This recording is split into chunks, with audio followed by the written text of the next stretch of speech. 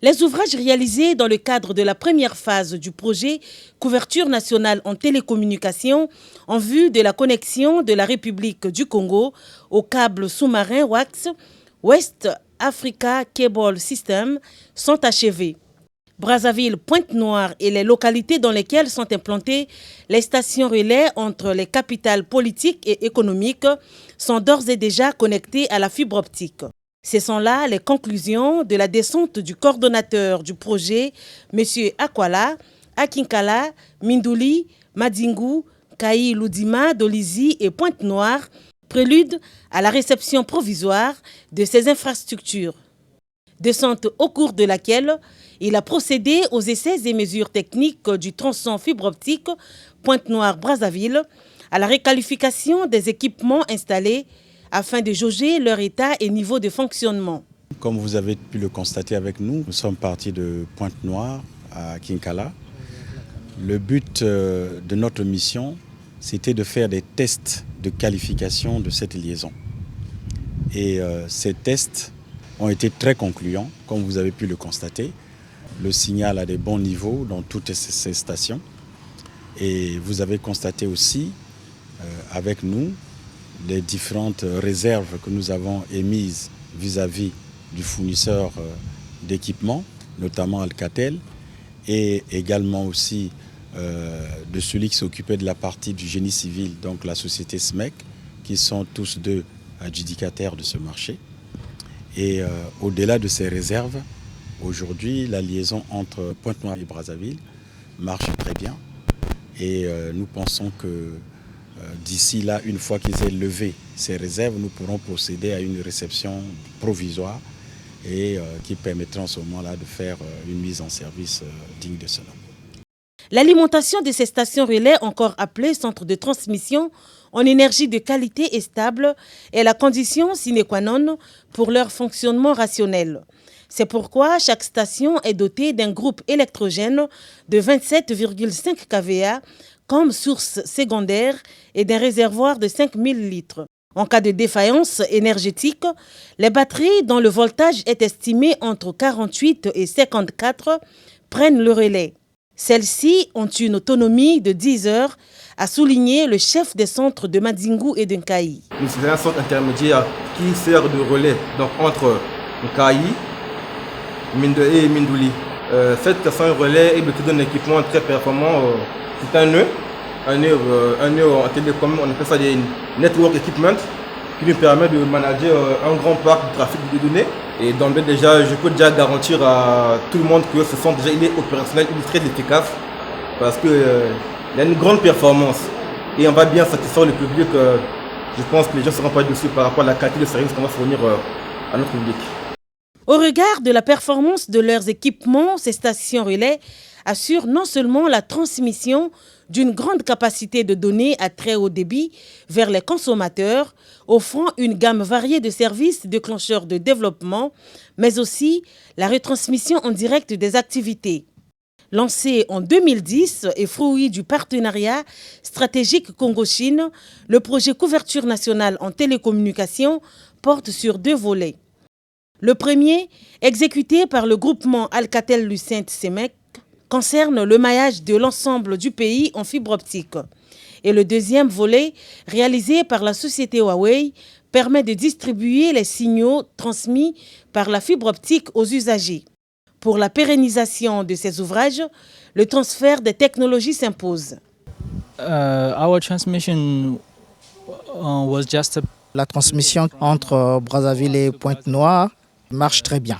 Sur la qualité de la liaison, il n'y a pas de problème parce que nous avons déjà mis en marche le réseau, ça fonctionne très bien et donc sur la fiabilité, il n'y a pas de problème. Il y aura une formation qui a été prévue à cet effet. Donc il y a la formation en 2 volets. Il y a un volet qui se passe, il y a une partie de la formation qui se passera ici au Congo. Il y a une deuxième partie de la formation qui se fera en France pour former les techniciens de la partie congolaise à l'utilisation et à continuer à maintenir ce réseau qui fonctionne déjà très bien. L'accès à Internet a considérablement changé les habitudes du grand public congolais et le taux de pénétration d'Internet au Congo ne cesse d'évoluer grâce aux innovations technologiques. Le gouvernement s'est résolument engagé dans une stratégie de déploiement des infrastructures de télécommunications de très haut débit établie autour de la réalisation d'un backbone national en fibre optique. Le déploiement de celui-ci est aérien par les lignes électriques très haute tension entre Pointe-Noire et Owando et sera souterrain entre Owando et Ouesso. Il s'agit notamment de construire une dorsale optique terrestre reliant Pointe-Noire, Dolisie, Brazzaville, Oyo et Ouesso avec des bretelles à partir de ce tronc vers d'autres départements. Le central téléphonique de Pointe-Noire, New Generation Network, est le cœur de la chaîne. C'est ici que se gèrent toutes les communications. Il abrite les installations backbone à l'instar des centraux téléphoniques de Brazzaville et d'Oyo, créant ainsi des boucles métropolitaines. La fibre optique, normalement, elle part de l'Afrique du Sud au Portugal et nous avons des bretelles. Donc, le Congo fait partie des bretelles. Donc, la fibre, elle arrive chez nous par Matombi, c'est le point d'atterrage. Et dans Matombi, nous avons des équipements qu'on a placés là-bas qui font le relais de Matombi à Pointe-Noire. Et à Pointe-Noire, nous récupérons le signal qui va sur les équipements ici à Pointe-Noire pour pouvoir desservir tout Pointe-Noire. Le fait jusqu'à Brazza, voire même le nord du pays. Donc pour l'instant, nous avons déployé de la fibre jusqu'au nord. Donc c'est ce signal qui va de l'Afrique du Sud au Portugal, en passant par plusieurs pays, le Congo faisant partie, qui va vers le nord, Brazzaville, ou disons toutes les régions. Vous savez, avant on parlait des 3G, la grande capacité, le haut débit. Mais nous avons constaté qu'actuellement nous avons ce qu'on appelle le vrai haut débit. Ouais. Grâce à quoi? À la fibre optique qui nous apporte un débit très important. Avant qu'on ait la fibre, on avait déjà des clients parce qu'on utilisait le lien satellitaire. Mais maintenant, nous faisions des tests en utilisant bien sûr la fibre optique pour satisfaire ces clients. Nous avons en retour des réponses satisfaisantes. C'est un central engine qui est purement numérique, qui nous donne en fait l'accès d'avoir à la fois du téléphonie fixe avancé et faire en même temps du GSM, du CDMA et tout ce qui est wireless en fait mobile. Pour la couverture nationale, soit pour l'attente de nos clients ou de la population congolaise, c'est qu'ils auront la possibilité avec ce central d'avoir chez eux non seulement le téléphone fixe, avec une ligne téléphonique, ça vous permet d'avoir aussi de l'Internet.